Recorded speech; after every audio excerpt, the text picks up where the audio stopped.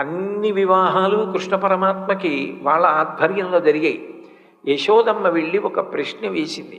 లోకములనన్నింటినీ ఆనందింపచేస్తావు కదా, నేను నిన్ను ఇంత కష్టపడి పెంచి పెద్ద చేశాను కదా, నాకు నువ్వంటే అంత ప్రేమ కదా, నువ్వు నా ఆధ్వర్యంలో ఒక వివాహం ఎందుకు చేసుకోలేదు?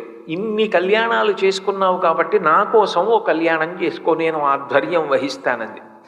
అమ్మా, ఇవి లౌకికంగా చేసుకునేవి కావు, ఇవన్నీ ఎప్పుడూ భక్తులకిచ్చినటువంటి మాటలు. ఇప్పుడు ఈ యుగంలో ఇక నేను చేసుకోవలసిన కళ్యాణాలు పరిసమాప్తమైపోయాయి. కానీ నన్ను పెంచి పెద్ద చేశావు. అమ్మాని నిన్ను పిలిచినందుకు, నీ పాలు తాగినందుకు నువ్వు అడిగిన మాట కాదనలేను. కలియుగంలో శ్రీవేంకటేశ్వరుడిగా అవతార స్వీకారం చేసినప్పుడు నువ్వు వకుళమాతగా వస్తావు. వచ్చి